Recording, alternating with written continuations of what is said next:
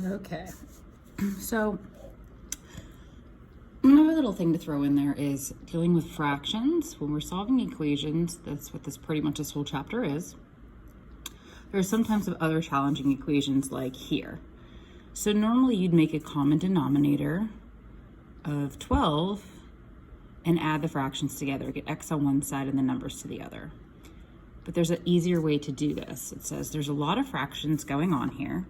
Technically, a whole number is a fraction, right? Like x, technically x is over 1. So for example, 4 is 4 over 1. So in cases where there's lots of fractions like here, make them all fractions and clear the denominator. Clearing the denominator means getting rid of the denominator. Fractions are simply division. So we're just giving this equation a makeover. We're not really changing the value of anything. We're just going to make it easier to work with. So make all the fractions inside of whole or mixed numbers. So let's make them all whole numbers. So really, this x here is going to be x over 1. The 1/4 stays 1/4. The x over 3 stays x over 3. And then the 7 3/4 here, we're going to make that 7 times 4 is 28 plus 3. So that's going to be 31 over 4. Okay, so 4 and 3. I'm going to multiply everything by 12. Because how do you get rid of dividing 4? Multiply by 4. How do you get rid of dividing 3? Multiply by 3. I don't want to divide by 4 and 3 because that gives me fractions. So if I take a number like 12 and multiply everything by 12, those fractions will disappear. Okay, so it says, how do we clear the denominator? We decide what our common denominator would be. So if we had a common denominator, it would be 12. So multiply everything by 12. Okay, so it's going to be 12 times x is 12x over 1. Then we have 12 times 1 is 12 over 4 equals 12 times x, which is 12x over 3. And then we have 12 times 31. I'm just going to leave it 12 times 31 because that's going to be a big number over 4. And we'll just simplify it as we go. All right, now that you've done that, you're able to get rid of your fractions. 12 divided by 1 is just 12.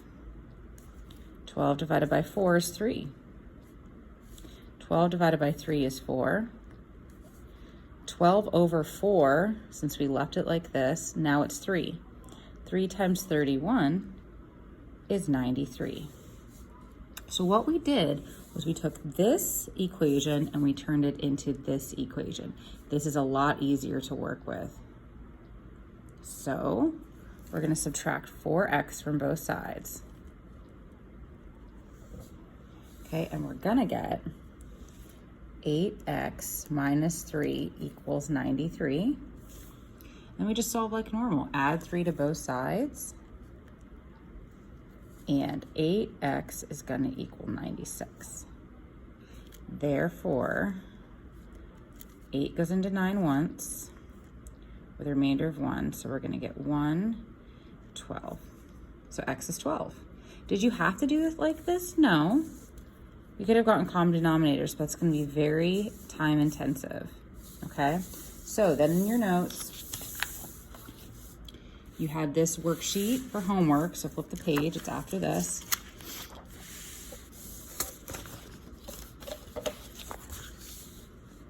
So if you were in my 2020 class for fall, you had to do 89 through 96. So for instance here, how do you get rid of the 5 and the 11? Multiply everything by 55. How do you get rid of the 5 and 3? Well, the common denominator would be 15. How do you get rid of dividing 9 and 2? Multiply everything by 18. Okay, and so on and so forth. It'd be 10, it'd be 18, okay?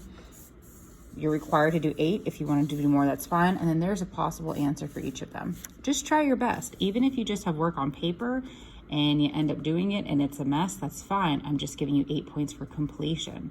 So please try your best. Do this on a separate sheet of paper, fold it into 4 quadrants. Mark them 89, 90, 91, 92 on the front, and on the back, 93, 94, 95, 96, and then bring it into class next time I see you.